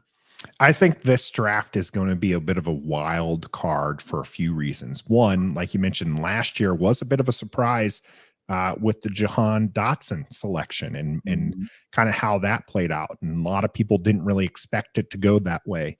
And now you have a character that's come into play here in EB. Eric Bieniemy is going to have a big say in how this roster is built out and how we can potentially improve this roster. Doesn't mean that the team's going to go defense heavy. Maybe not. Maybe they get him some playmakers, but is that the difference between getting a tight end in the first round or waiting for a tight end? I think the Bieniemy part is going to be very interesting to see how potentially they look at players. Now, I think that overall, though, one of the things that seems to be fairly consistent with the drafts, this draft and the drafts over the last few years is they are trying to get athletes. You see that in Hudson. You see that in Gibson. They're going for players who, they think that they can teach positions rather than getting players who can maybe play those positions outright naturally, and then try to make sure they can fit in those. And that's maybe that can work out. It's not been successful for a lot of teams and a lot of players, but you never know. And that's going to be something we'll have to wait and see. But we're not going to have to wait and see for not Stoner's mock draft, because he did have to leave, but we do have a mock draft coming up, and it's going to be Trev's, and that's all coming up here in the cool down. The cool down is brought to you by Manscaped. Ever since my Nathan started using their products, I can't cool down. Fellas, trust me. Go to Manscaped right now and get 20% off and free shipping by using the code REF. Your ladies will appreciate you. Now back to Trev, Stoner, and my Manscaped man, Nathan. Yep, manscaped.com. Use the code REF. Get yourself 20% off and some free shipping. We all use the Manscaped products that not only they've given us, but that we hit up them for, because we can back up those products with actually liking them. So absolutely, manscaped.com. And they're presenting to you the Trev's mock draft, not Stoner's, which actually is great, because that means next year or next week I don't even have to bother changing this graphic and just stay up, which is perfect. She absolutely is. Absolutely. EE saying, I think we go high for playmakers. They played it safe last year, trading back and getting Jahan Dotson. Are you going to play it safe? Did you want to maybe do a trade before the draft starts? No, I'm playing it safe. You're I going like 16. Playing it safe. I'm going to slow it down just a little bit. Always let me know if there's a trade or thing that you want to do. But let's get this going on here. We have 16, 47, 97, 118, 153, 193, and 2 other picks here as the start of draft heads out here. Witherspoon off the board. Joey Porter Jr. I know that's the guy you've been looking at. Guy. Yeah, you've been really kind of honing in on him. Okay. Some of the other picks here, Will Levis again taking Anthony Richard, Tyree Wilson, which is a bit of a surprise there at number 3. Bryce Young, CJ Stroud, no shocker there. Did I miss Witherspoon Gonzo gone? Is Gonzo still on the board? Gonzo's still on the board. Christian Gonzalez? Oh, that's where we're going. Christian Gonzalez is on the board. Okay, yeah, it's your draft. Yeah, Christian Gonzalez, if he's on the board, I think you absolutely have to take him. That's a great start to your draft there. I'll take it. Yeah.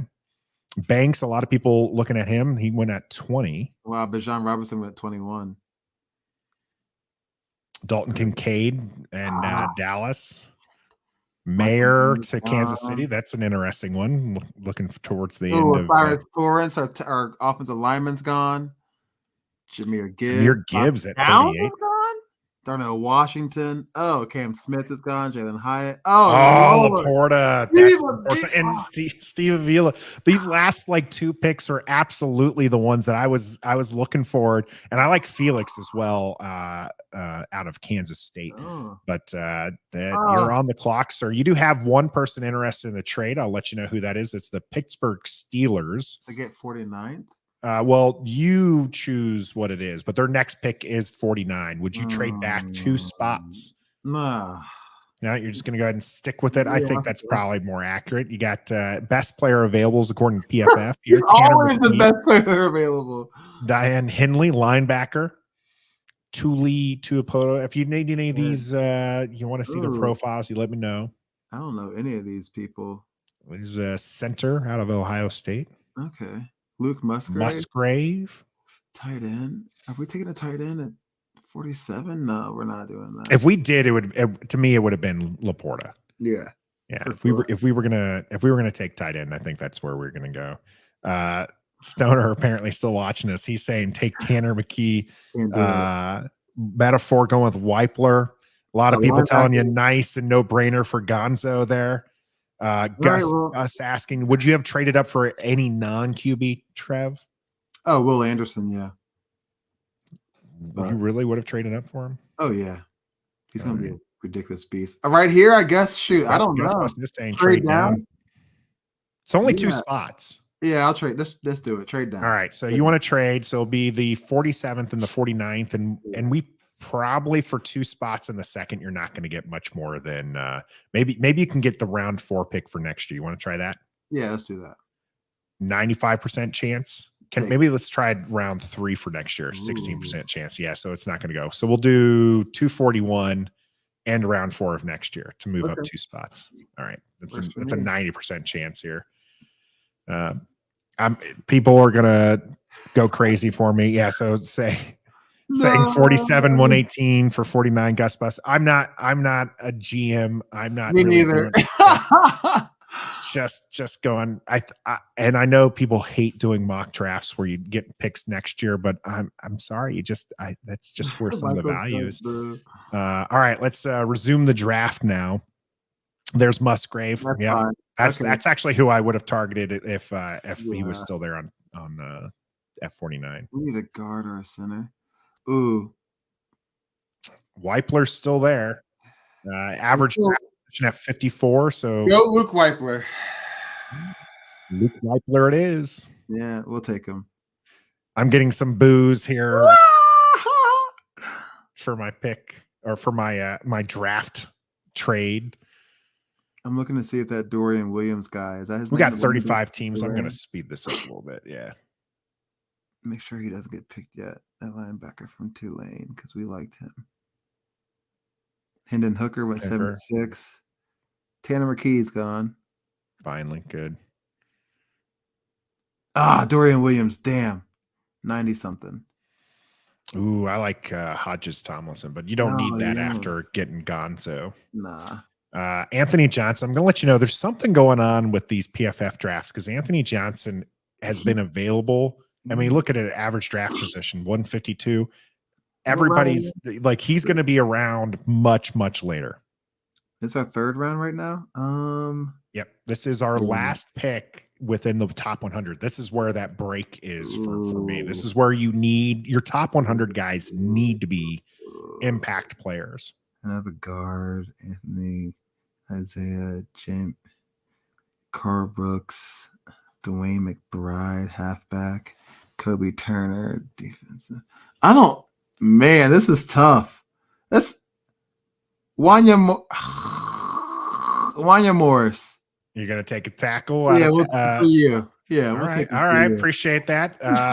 He's just okay. Probably would have taken him much later than that, but yeah. I'm not a GM, you guys. Noah Sewell's gone. That's fine. All right, we're back. Okay. There is actually one person I want to see. I told you Anthony Johnson Jr. is going to be there for. He's still there?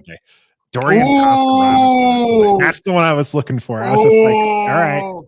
At 118, this is the 4th round. DTR from UCLA. I just wanted to see. People saying take a tackle. We need a tackle. We ended up taking that tackle. Now here we are. Anthony, did we take a safety? Juice Scruggs? No, we just took a lineman. No. Juice Scruggs, yeah, it's unfortunate. Hickman, safety from Ohio State. Let's want me to look at straight safeties. Yeah, or actually go linebackers. Actually, linebackers. Yeah. Ivan Pace Jr. still out there. Yeah, we'll take him. Okay. We'll take him. 27 teams. Yeah, good. At this point, I'm going to just go fast because we can always look at. I doubt he's still there. I didn't see it, but no, he is still there. Take him. I'm taking DTR right now. At 150. Yes, we're taking DTR right now. I don't necessarily hate it. He was still there. Metaphor rather have gone Bennett as a QB next round. Where are we at now? Round 6? Yeah, we're at pick 193, round 6 here. Gus Bus asking, in retrospect, would you have packaged 47 and 97 to move up and get the guy you wanted? Because we remember Laporta. We missed on that. And probably, I guess. Yeah. I'm a big fan for moving up and getting Stetson getting Bennett those just went players at 190. at 190. Yeah, Yeah. I don't want Stetson Bennett. We don't need a Stetson on Bennett. him. I think DTR is a much better prospect. Mhm. And taking him at 150 is whatever. What draft pick was Sam Howell? 5th round. Oh, he's I don't know fifth the round number. with that. No, What pick was he? Overall pick Um, was with 144. So yeah, you're getting him right there at that same kind of spot you got Sam Howell. Let them compete.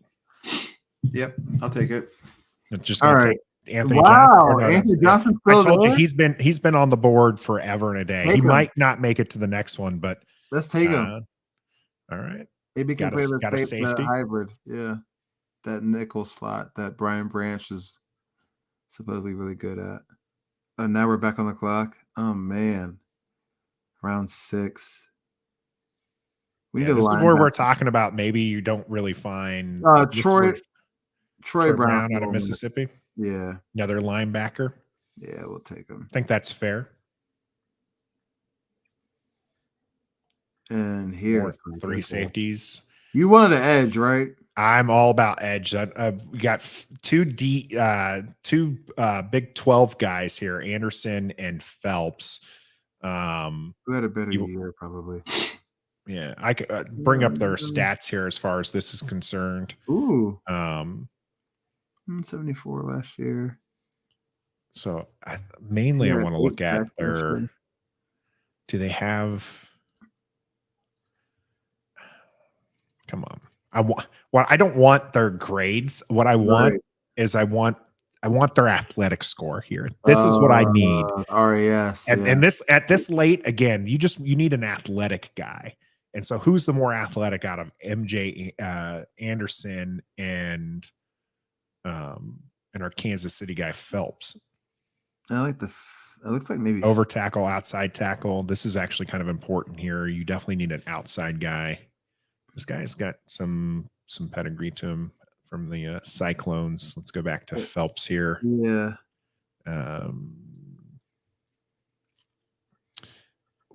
Really 1 year of lots of outside tackle rush here, but Lonnie Phelps, we'll take him. You're going to take Phelps. I think at this stage you're just taking the guy who's highest rated, right? Like you just like if you didn't do enough research on him. Wow, Quindell Johnson's still there. That's funny. He was there. Trevor, because he's a tackle though. Nah. What's it like though? Ooh. Yeah, played all left tackle.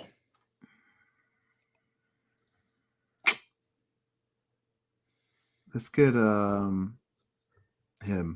Jackson State guy. Yeah, we'll take him.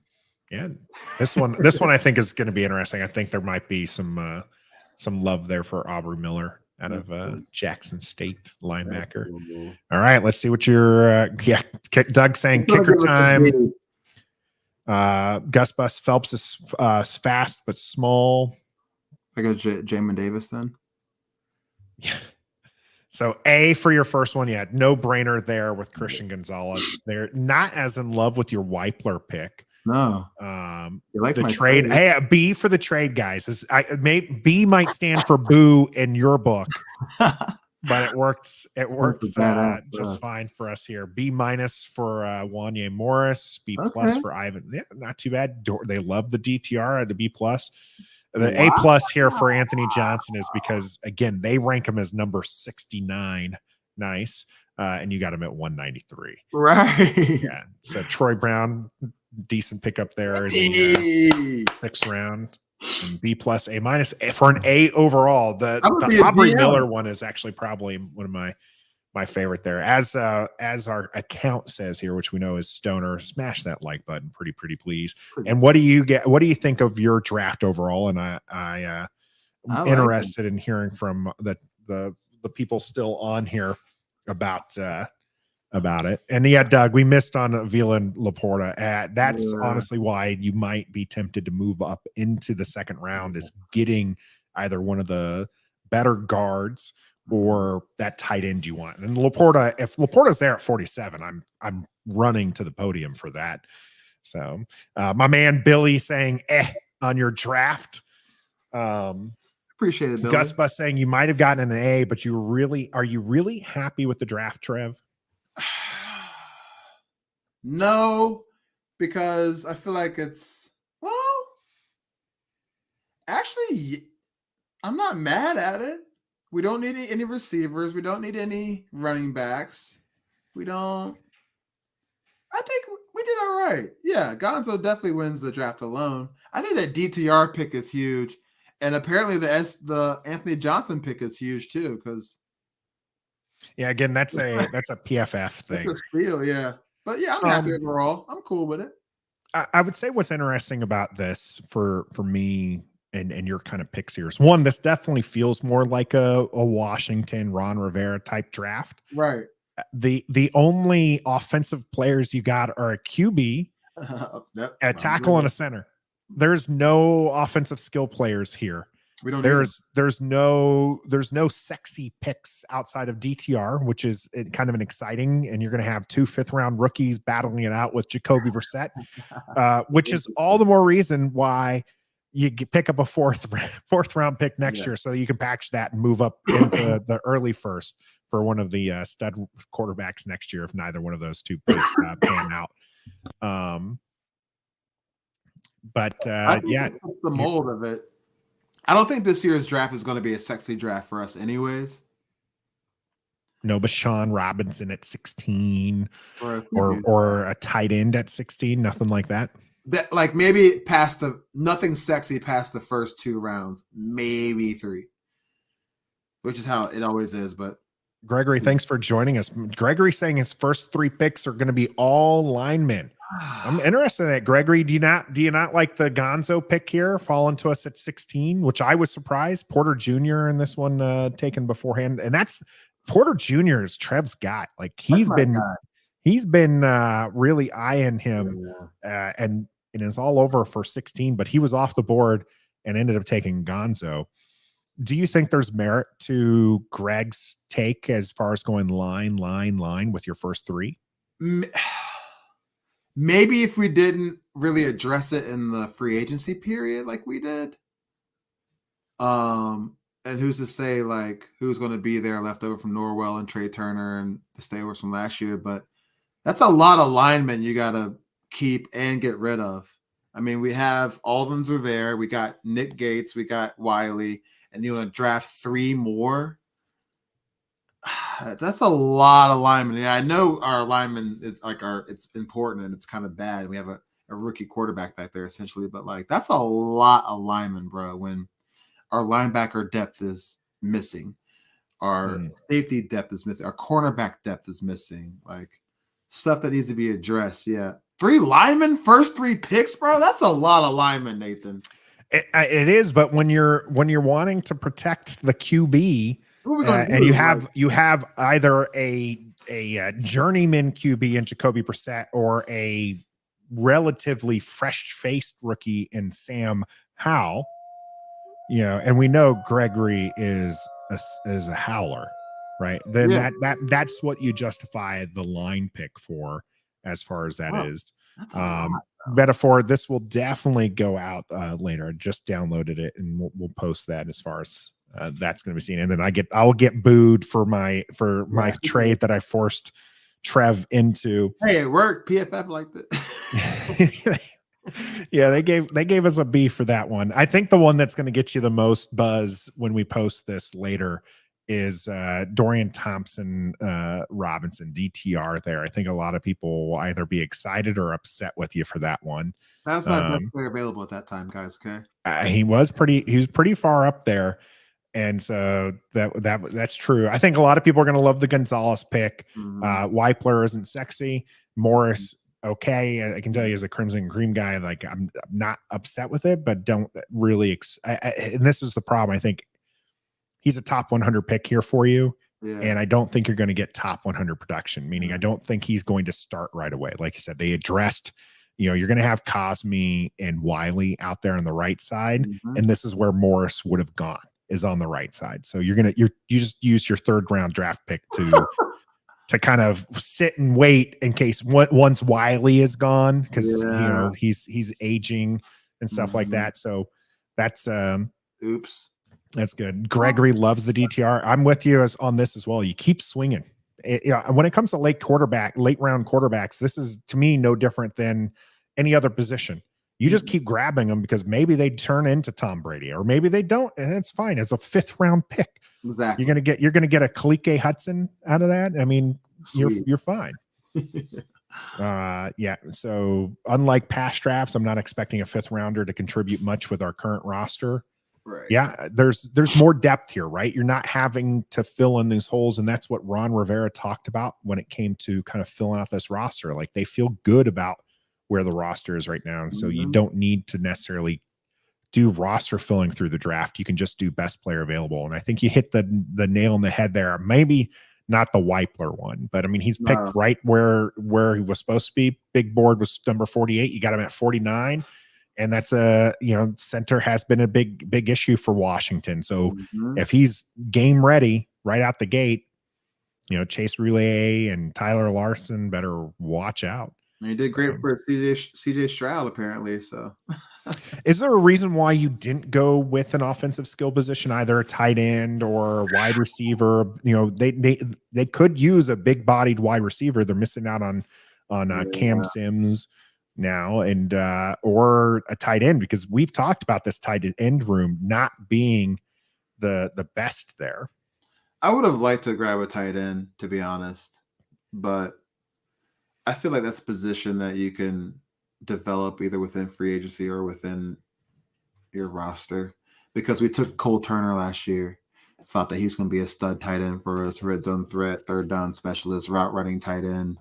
By the way, another 50-50 ball guy. Exactly, because his highlight tape was real and training camp was real, but then injuries, and then he could never bounce back after that. So it's like, dang, they kind of like set the mold for these tight ends. Outside of Kincaid and Mayer and maybe Laporta, like, who else are you really going to target tight end? So it's like, it is what it is. If they're there, Washington out of the Darnell Washington, another one, yeah. So it's 4, and then wide receiver. A lot of people like Kincaid, but I honestly, like, I'm not grabbing a 1st round tight end, and Kincaid and Mayer are the 2 1st round tight ends. Right. I'm grabbing Laporta or Darnell Washington. Yeah. And I'll be happy with that. If they land at 30 or 47, I'm great. If you have to move up, hopefully you don't have to, trade up too much, because I don't think that they're going to be so impactful that I'm going to be given. I want to give up my 2nd and like a 3rd round pick to move up to the top of the 2nd round for those guys. I mean, think about it. The good tight ends in the league, Gronkowski, he was not a top round pick, right? He wasn't.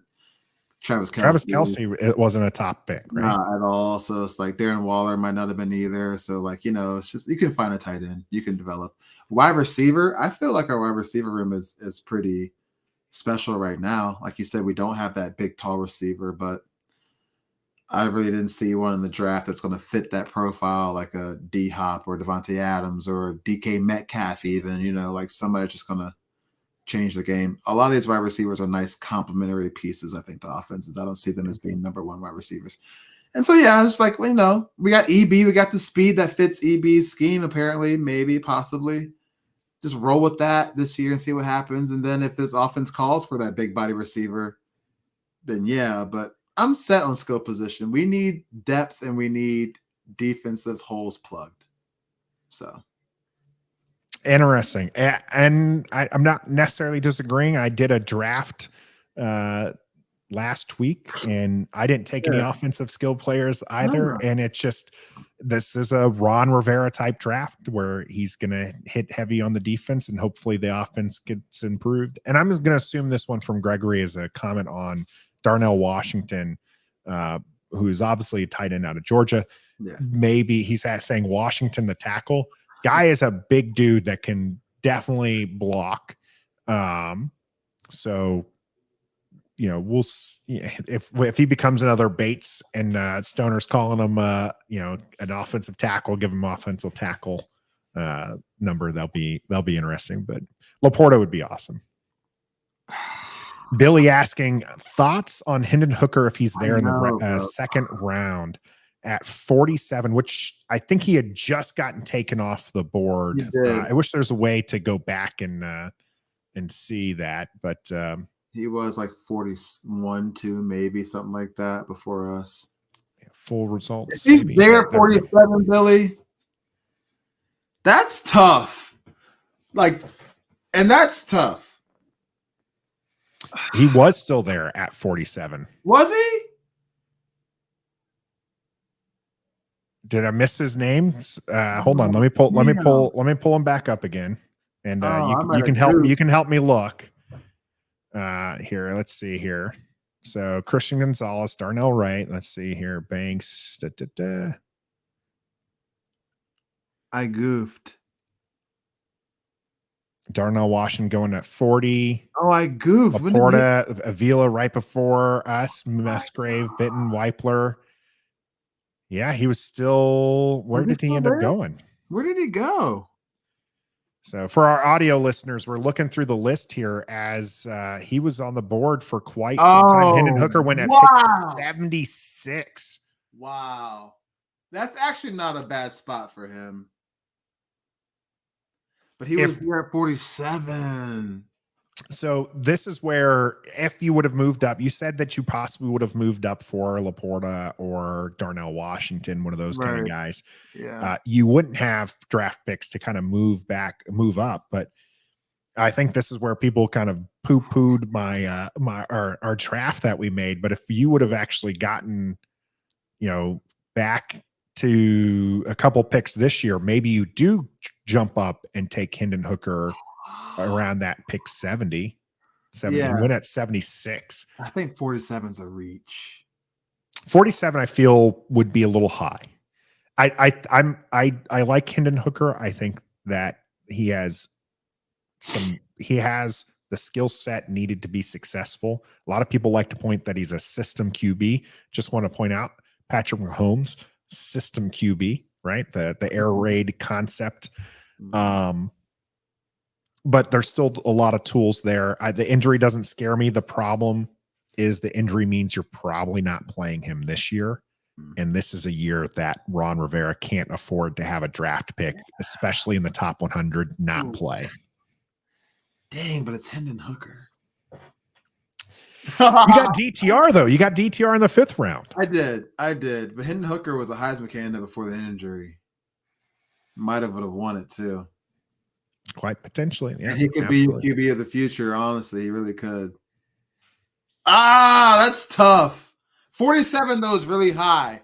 Like, not injured, and they lost, like, the last 3 games of the season, and he fell out of the Heisman race. Maybe I'd think about 47, but right now, his current state, that's real high. And unfortunately, the only trade offer you had on the table was the Steelers moving 2 back. Yeah. And so I think if you were able to move back from 47, especially because the 2 players you really wanted, Avila and Laporta, were gone right before that. If you move back from 47 to like 60 or something, now maybe that's where you, that's where you might have some entertainment. We'll see how it plays out. This is not Stoner's mock draft. This was Trev's mock draft. We will be doing these for the next 3 weeks. Each of us will get a chance to have our chance and then dissect it. You'll have to wait for Stoner's opinion on this one for next week. We are live every Wednesday here on YouTube, Facebook, and Twitter, and then go to your favorite audio platforms right afterwards. We always appreciate our listeners. Had a lot of people in the chat. Rockman joining us. Gregory there late. Gus Bus. Billy, thanks again for jumping on. Metaphor and quite a bit. Michael, Doug, I'm not going to keep scrolling. We got a whole lot of you guys that are in the chat, but we do appreciate you. EP was on earlier. Make sure that you hit that like button, subscribe to the channel. And until next time. What's up? Maybe draft Hendon Hooker at 47 next time, Trev. No, I'm good. Be a fan.